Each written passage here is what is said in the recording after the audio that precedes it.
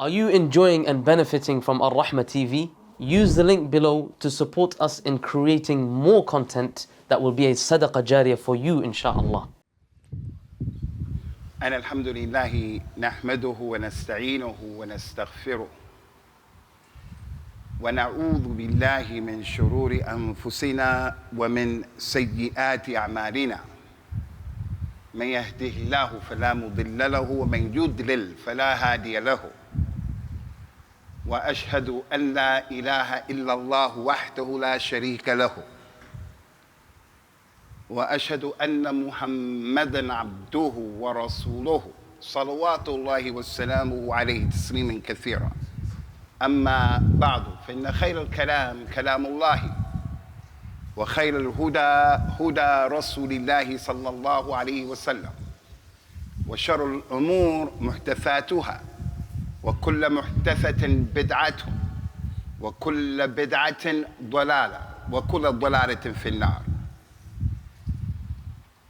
I want to talk about this issue of fear, al-khawf or khashya or hala or faza', fear, being afraid.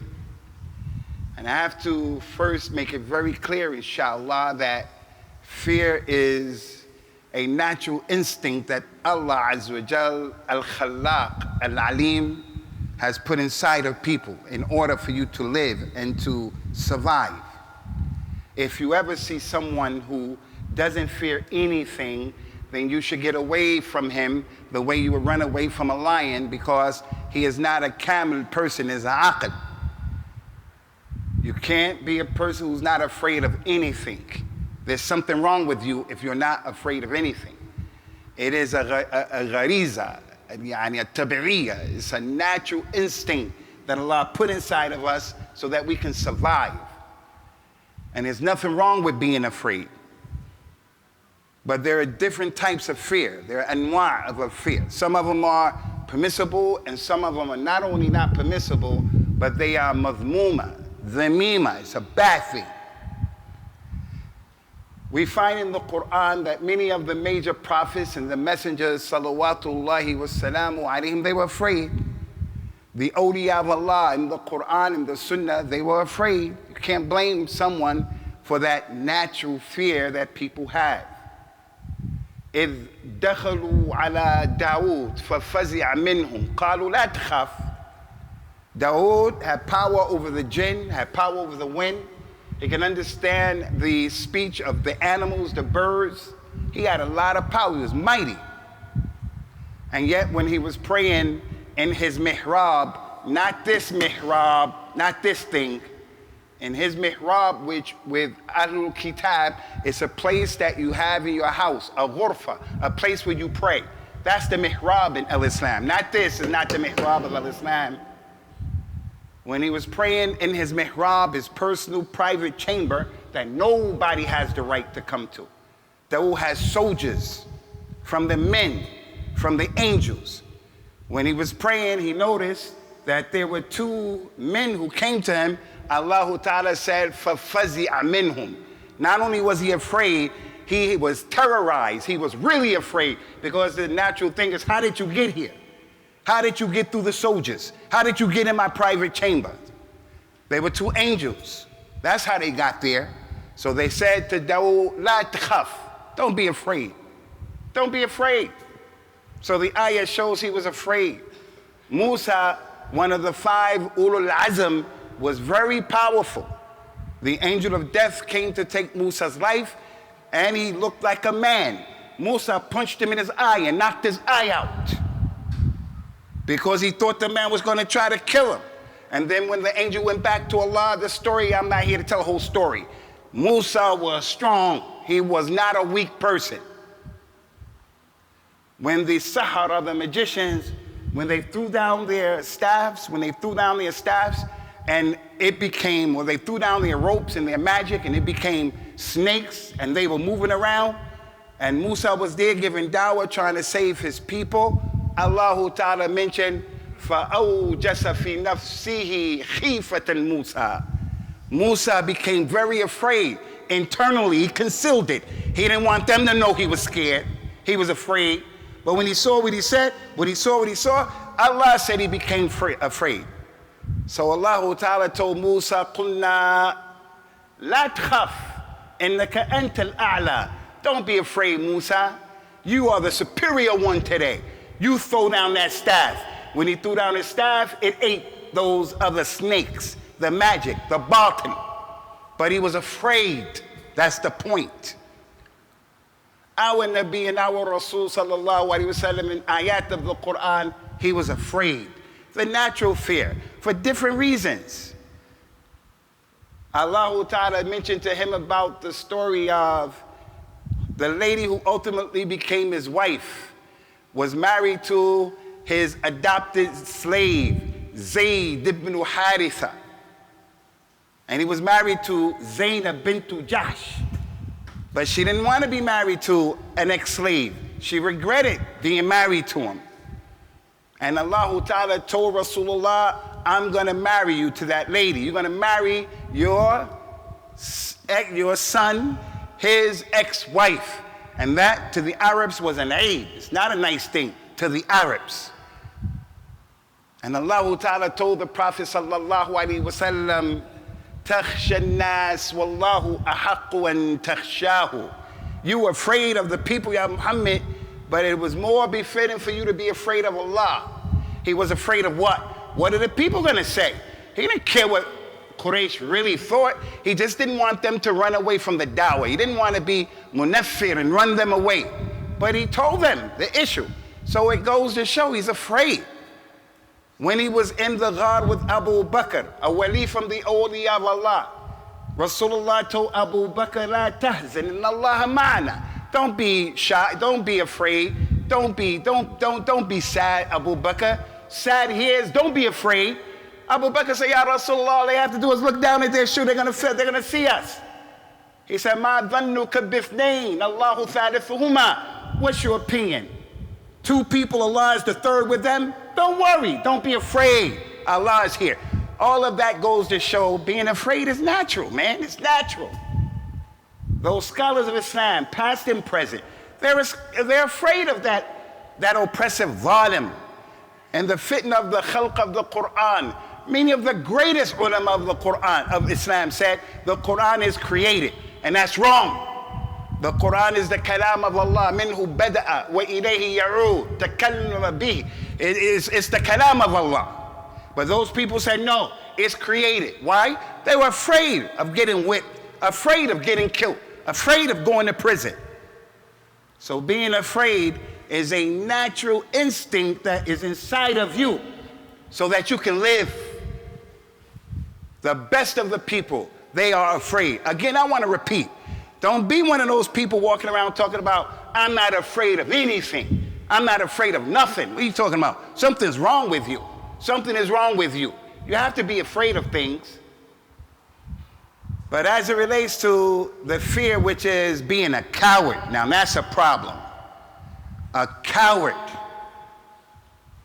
Being a coward is a different story. That's a different story. The Nabi sallallahu alayhi wa sallam was sent to yatim makaram al-akhlaq. He said in the hadith, salih al-akhlaq. I have been sent to complete the good character, meaning Quraysh already had some good things of their character. As-sakha, al-karam, they had some good things, Quraysh, already before he came, sallallahu alayhi wa sallam. Being good to the guests. And one of the things Quraysh had was the Arabs were not afraid. Those Arabs back then will fight you, and they were not afraid. And to be a coward to the Arabs was a bad characteristic. All you got to do is look at all their poetry being a coward. Jaban is a problem. And that's why we have so many adillah, and this is what I want to talk to you about. The Prophet mentioned, sallallahu alayhi wa sallam, Innal walid majbana. The child makes you a coward. When you have a child, your child can make you a coward. How you make you a coward? You're married to a woman, wallahi, it's a toxic relationship. It's a dysfunctional relationship. It's bad for your dunya and your akhirah, and you stay married to her. I'm not encouraging anybody to get a divorce. But the man, he has a child, he doesn't want to stay married. He will sacrifice his dunya and his akhirah and his happiness for that woman. And she'll do the same thing. She's married to a criminal, a bad man. He's a shaitan of the ins, the way he behaves. But she's afraid to get a divorce. She may never get married again. What are the people going to say? No, you need to get a khula, because you're going to go to hellfire because of that person. Or you have to go and you have to make jihad. The jihad that I do not apologize for. If the authorities ever take any one of you and they start punishing you and breaking your fingers and pulling your teeth out, don't lie about me. Just tell them what I tell you. I don't apologize about anything in this religion. That's what you tell them. If it ever happened, don't lie about me or on me. You tell them. I believe in everything in Islam, like jihad. But not the fitna and the fasad of these extreme Muslims. Boko Haram, Shabab, ISIS, Qaeda, all that nonsense. I don't believe in that. But if you have a child, that child may prevent you from going out back then to make jihad. Oh, I may get killed. So he won't go. The Nabi used to make dua, sallallahu alayhi wa sallam, Allahumma inni a'udhu bika min al-juban. I seek refuge in you from being a coward. I seek refuge in you from being a... That's a dua of the Nabi. He used to seek refuge in Allah Ta'ala from ghalabat al-rijal, wa kahr al-rijal, from men, people being over him. Maybe he's going to hit you, maybe he's going to harm you, and you're afraid of that individual in that situation. This is a problem. A problem. Listen very carefully, because I'm going to come to the main point. Inshallah. You know the sins in Islam, you have the kaba'ir and you have the sagha'ir, major and minors.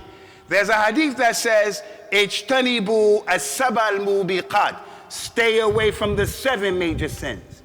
Everybody here is going to sin. Everybody. But you got to try to stay away from the 7 major ones. And from the 7 major ones, he mentioned one. He said, At-tawalliya yawm az-zahf. Running away from the battlefield when you meet the enemy. Because it's a sign of you being a coward. You got to meet the enemy, and when you meet him, you get scared and you abandon the battle and you run away. That's a major sin. It's not just a sin, it's a kabira from the kaba'ir. The ayat of the Quran goes on to support that. Allah told the companions, may Allah be pleased with them and us by default. Ya ayyuha alladhina amanu, idha laqitum alladhina kafaru zahfan, fala tuwalluhum al-adbar. Oh, you believe, if you meet the non-Muslims on a battlefield in the real jihad, then do not turn around and give them your backs and run away. The only running away that you can do is, if you're going to go as a strategic thing, you're going to get away, you're going to go over there, or you're going to go to a group of Muslims and you turn around and meet up with them, that's okay. It's a strategy of war. As for running away from your enemy who seeks to destroy you, it's a major sin because you're being a coward. A coward. Now, I'm not here talking about no jihad. I'm not talking about that. I'm talking about the Muslim man who's afraid of the admin of the school of our kids, where we don't go and we don't stand up for our rights. A person is working at a job and they're treating him like a Hebrew slave. They take his money, they dock his money, they don't pay him all of his money, they work him overtime, they overwork him, they oppress him, they talk to him like he has no honor, and he's just quiet, and he just accepts that. What kind of man does that? A man who is majboor, a man who is forced, a man who has a kid, he does that, right? No, he doesn't do that. The man who has a kid, he's gonna let his kid know. We're not slaves, we're only slaves to Allah. And Allah is a razaq. And that's why the Nabi told us, sallallahu alayhi wa sallam, لا يمنعن رجلا هيبة الناس أن يقول بحق إذا رآه أو شهده فإنه لا يقرب من أجل ولا يباعد من رزق. None of you should ever allow the position, the haiba, the position that someone has over you. Never allow their position to cause you to refrain from saying the truth If you know the truth, you saw the truth, don't remain quiet out of fear of someone who has power over you. Because you remaining quiet, that's not gonna cause you to live longer, nor is it gonna cause you to get more money. I'm quiet because they may get me. They may take the jinsiyah from me. They may kick me out of the country. They may put me in prison. I'm gonna be quiet with this oppressive boss because if I don't, I won't get my money. That boss is not the one who gives you the money. Allah is a razak. And Allah's earth is spacious. I'm not telling anyone in this situation, quit your job. I'm giving you food for thought. Be a man before you have a few dollars in your pocket. Be a man. Being a man is priceless. Priceless. Or why else would Bilal keep saying, Ahad, Ahad, Ahad?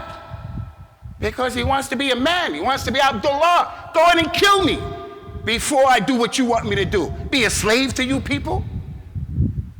So what's the point here?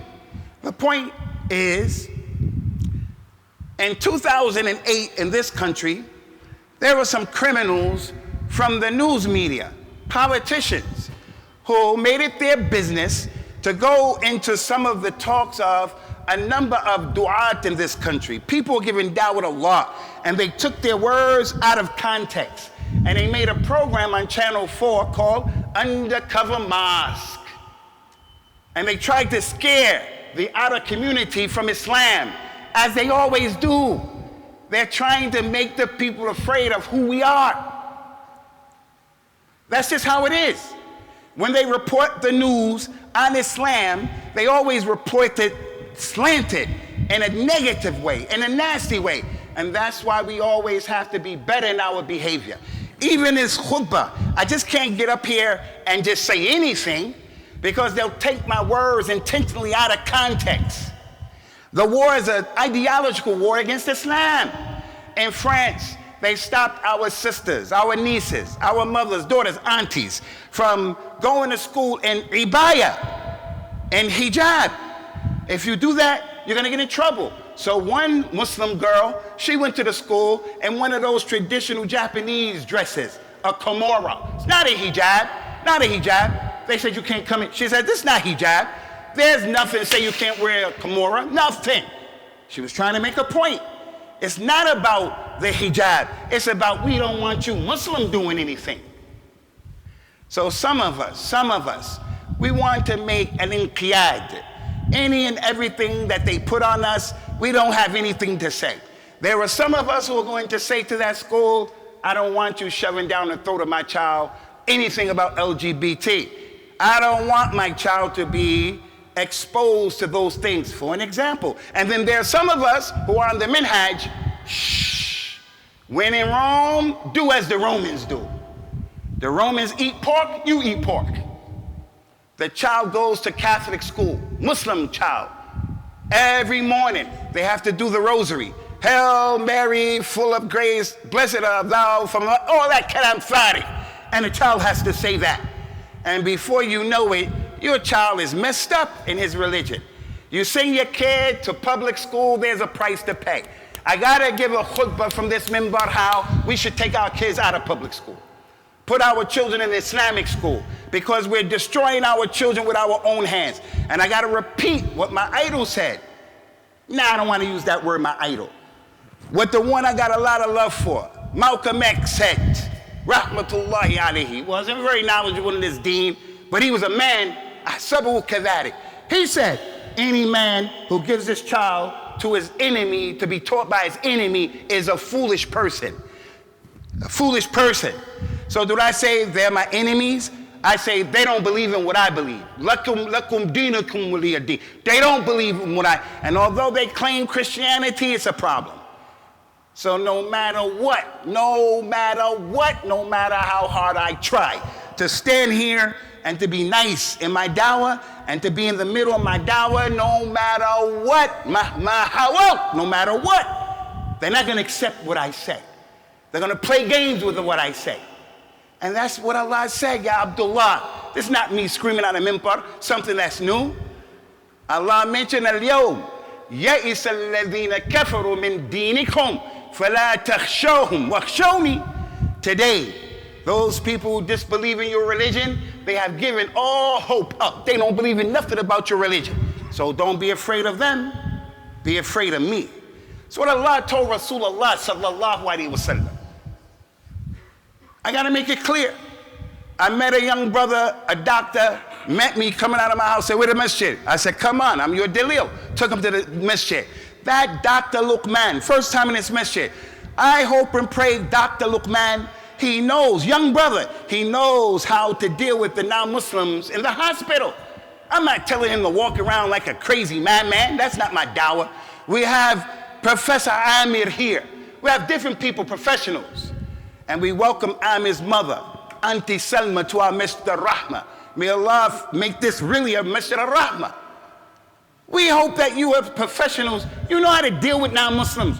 I'm not telling you to be nasty and cruel and disrespectful, but be a man. Be a man. She puts her hands out to shake your hand. Why you have to start tap dancing and being apologetic? What you apologize for? That's not my deen. And they'll turn around and tell you and impose upon you their religion, what they believe. And you just got to take it. But for us, we always apologize it. Nah. We got to be straight up and we have to be serious about our religion. وَلَن تَرْضَ عَنْكَ الْيَهُودُ وَلَن نَصَارَى حَتَّى تَتَّبِعَ مِلَّتَهُم. That's what Allah said. Ya Muhammad, the Jews and the Christians will never be happy with you until you follow their religion. Now, in my absence, in the last 2 weeks or so, traveling in Allah's earth, trying to give dawah to the Sirat al-Mustaqim, not trying to give dawah to Allah Azza wa Jal, to something crazy, want to hurt people, traveling the earth to do what? To call the different people in this earth to the Tawheed of Allah. Many of them, or all of them, were Christians, trying to tell them, this Christianity that you people upon, it's a bunch of nonsense, it's a mess in most instances, like the newspaper reporters, the media. Many of these politicians and these people are Christians. And what's in the Bible and what's in the Torah, when you find some of those things that you say, they don't judge that and say, oh, this is bad, this is mean, just in our religion. Because in their religion, they could pick and choose how they want. You can't pick and choose. That's what a Muslim is. A Muslim is the one who submits to what Allah wants him to do. You're a Christian, you don't have to be fair and just. You don't look at, not all of them, you don't look at being fair and just as being worship. Your job is your worship. Your job is your God. And what you're gonna do is take people's words out of context. So in 2008 they did it, and they just did it again recently. And who lit the fire? Who lit the fire? Far-right white racists of the UK. Far-right racists of the UK. Look at what Abu Usamah said, and look at what this Imam said, and look, and they took people's words out of context. It was right here in this masjid. When I gave a khutbah about the Taliban, it wasn't about the Taliban. It was about a minister from Afghanistan who was riding a bike doing Uber Eats. And I was encouraging the community to be a man who makes infaq on yourself and your family. From a minister to riding a bike, I was saying, this is honor. And at the beginning of the khutbah, I made dua that Allah bless the Taliban because they just took over. And what was my dua? After the West and after America for the last 20-something years, they destroyed that nation, killed our people, did what they did, and then they left. And now the Taliban are in charge. I don't agree with the Taliban. I don't agree with the maslak of the Taliban, the madhab, Deobandi, I don't agree with that. But as long as they're the leaders of the Muslims, I made dua for them. What I'm with is peace in the Muslim lands. Al-Amin wa salam in the Muslim lands. But the way they report it is, this guy is praising and calling his community to support the Taliban. Wallahi, if that's what I was on, I'll do that. I'll do that. So if they ever got you and they bent your teeth, took your teeth out, don't lie on me. You tell them. Well, what's your interpretation of radical? Because if a radical is the Muslim who believes in everything that Allah says and disbelieves in everything that goes against what, well, he's a radical and he's an extremist. But he's not extreme. He wants to be in the middle. So make that clear. Listen. I gave a khutbah. Look what they did. A khutbah to the youngsters of our community. Our young sister, she Begum, that girl from Bangladesh, she went over to Syria. Shame, I forgot her name now. The Begum girl, forget her name. Shameen Begum. I gave a khutbah telling the youngsters of the community, don't you do something like this. The BBC interviewed her mother, and she freed herself from her daughter. She said, I don't have anything to do with my daughter. I don't have anything to do with that. I said, none of you wants your mother to tatabarra mink. What kind of stuff is that? Look what her mother did. And she threw her life away. That's what I said to the shabab. She had 3 children. They all died. She got married to men. Her father wasn't involved. I was warning our shabab, don't do that, don't do that. And then I sat down. And then I stood up and I said, I want to take this opportunity to talk to the media though. The media, the unfair, unjust, lying media. In that khutbah, I said, in Rochdale, every time you have those Pakistani men who got caught in the ring where there were some young white girls doing prostitution, the media will always report it and say, Pakistani Muslim men. Pakistani, as if Pakistan got something to do with that? As if Islam got something to do with that? And then when they talked about the girls, they were saying, the poor innocent white girls, the poor innocent white girls. So I said to the media, that girl was only 16 years old. The Begum girl is a baby. She made a mistake, a horrible mistake. Let her come back to the country. She's our niece, she's our sister. She made a mistake. The same way those 14, 13, 12, 15-year-old white girls were doing prostitution, they were also, maybe making mistakes. Maybe. But the same way you report that, report this. So I wasn't saying what the girl did was okay. I'm against what she did. But the media reported it that I'm saying she was just a baby and what she was doing was okay. That's the media. But you know the real disturbing thing is? I know the media. I know them. I'm an African American. I know the media and I know the police and I know racism. I'm not surprised at that. What I'm surprised at is our community members. That sometimes we read this stuff and we take what the non-Muslims are saying and we'll say, yes, that masjid is extreme. Yes, that person is extreme. And the person has shamata. They'll have shamata. They'll be happy and they'll rejoice at the fitna that a masjid has to take. I told you about that hadith of the brown bull, the yellow bull, the red bull. And the bull that was killed first, the one that was last, he said, I was killed the day that that bull was killed. Your turn is coming. Your turn is coming. Don't be with oppressors, especially when it comes to oppressing your religion, or oppressing your brothers, oppressing the dawah. Pretty soon in this country, Islam is not going to be the way it is now. And that's because there is an ideological attack on our religion.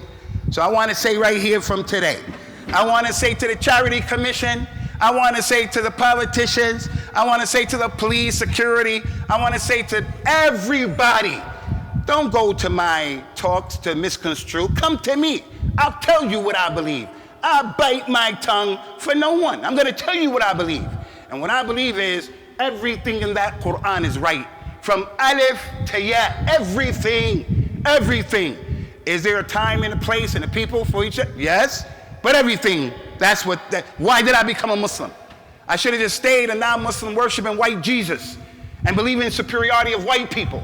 But I came into Islam to worship Allah and Allah alone. And now I have hurriya. Now I am a free man. A free man.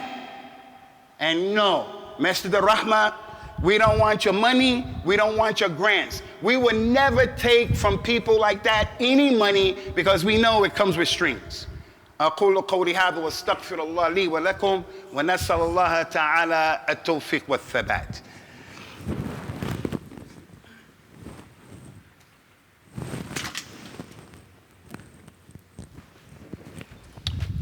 الحمد لله حمدا كثيرا وطيبا مباركا فيه وأشهد أن لا إله إلا الله وأشهد أن محمدا عبده ورسوله. Ummat al-Islam, our Nabi and our Rasul sallallahu alaihi wasallam was a gentleman. But on the day of the Jum'ah, they said, إِذَا اخْتَطَبَ فِينَا اشْتَدَّ غَضَبُهُ وَاحْمَرَّتْ عَيْنَاهُ وَعَلَى صَوْتُهُ كَأَنَّهُ مُنذِرُ جَيْشٍ. I always tell you this hadith. When he got on the minbar, he would talk to the people and his voice would rise up. His eyes would become wide. They would get red. His anger would increase because he was telling the people about a serious issue. Do I talk like this every time that I'm talking to people? No. So let the non-Muslims come and they say, you see how he's talking? But what about your preachers when they talk like that? Why is it okay for them? Two standards, two measurements. All I'm saying to you as your brother, I have my own journey to lead me to this place where I am today in my life. I have my own journey. I smelled, tasted, I heard, I saw, I dealt with the zulm of the zalama. Maybe you haven't. Maybe you haven't. I think we all have, but some of us are ghafirun. We don't know. We don't know. Don't be one of those people who you wake up one day and then you look at the people who you had hope in them and in their way and in their kufr and their nizam, and then you'll be in for a great surprise. We don't have time fighting each other on these issues that are not acceptable. These people are playing hardball. They're playing chess, and we up here playing softball, and we're playing checkers. They're playing the keeps. They're playing for keeps, and we're still on these same issues. The only thing that's going to get us through all of this stuff is by us being brothers, the way that Quran says, and we navigate with the habl of Allah, that Quran and that authentic sunnah, the way those companions understood it and they were upon it. And wallahi billahi tallahi waymullahi, I know, as the Nabi said, لا تزال طائفة من أمتي على الحق منصورا لا يضرهم من خذلهم لا يضرهم من خذلهم. There will always be a group of people from this ummah, they will be on the truth and they will be victorious. It will not harm them, those who go against them, even if they try to trick them. Even if they try to trick them. It's our job and responsibility to try to be from that firqat al-najiyah. That's our job, the sirat al-mustaqim. May Allah Ta'ala protect Islam and the Muslims. And may Allah Azza wa Jal make our hearts strong and give us the wherewithal to be men in the face of all of these tahaddiyat. And may Allah Ta'ala keep us in the middle, not from the mutashaddideen al-ghaleen and not from the mutasahilin, those people always looking for excuses and apologizing for everything. I'm sorry, Master. Are we sick, Master? We don't feel good today? We. That ain't my Master. My Master is Allah Azza wa Jal. Aqim as-salat, yarhamakumullah. Still. Allahu Akbar.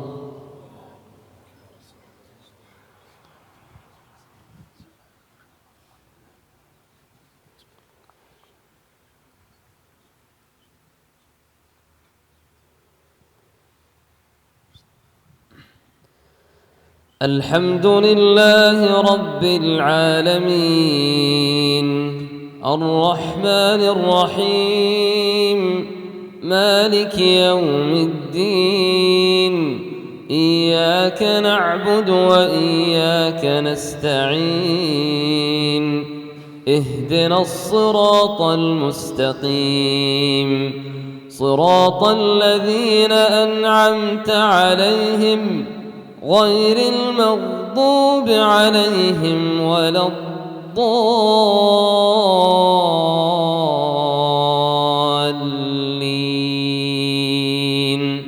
آمين.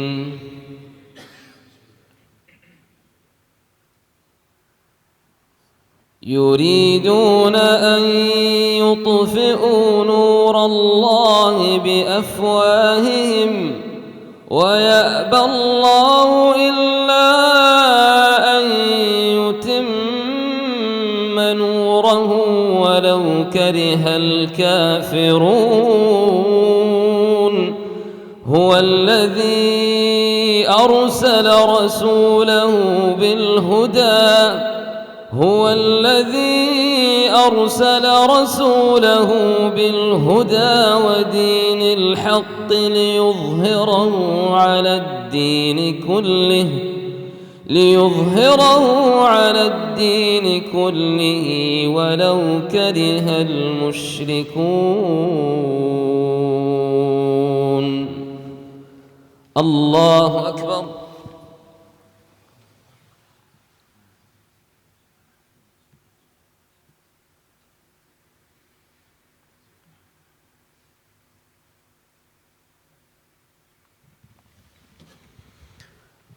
سمع الله لمن حمده.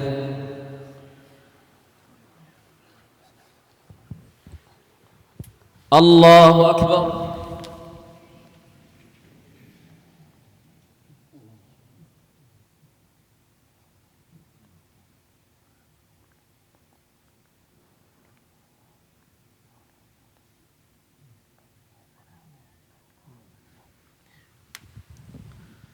الله أكبر.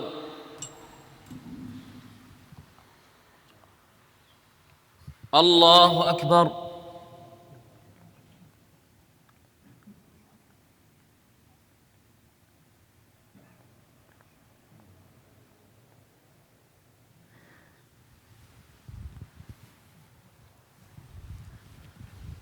الله أكبر. الحمد لله رب العالمين الرحمن الرحيم ملك يوم الدين. إياك نعبد وإياك نستعين. اهدنا الصراط المستقيم صراط الذين أنعمت عليهم غير المغضوب عليهم ولا الضالين.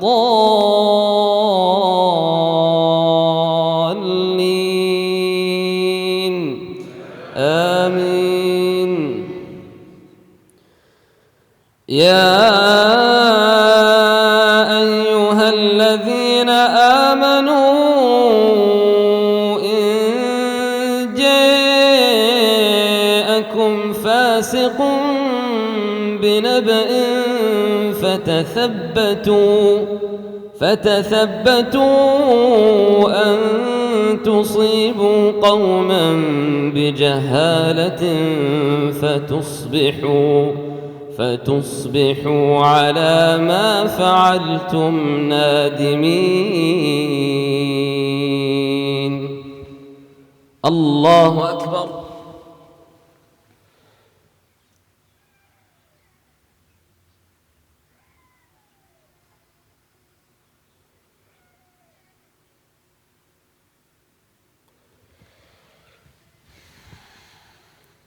سمع الله لمن حمده.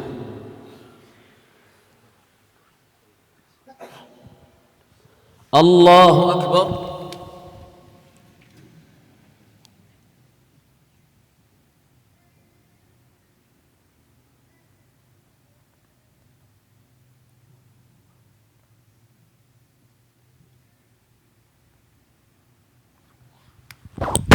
الله أكبر.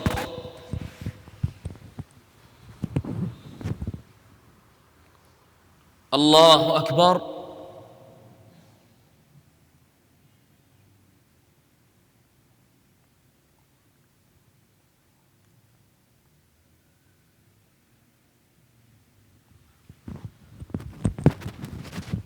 الله أكبر.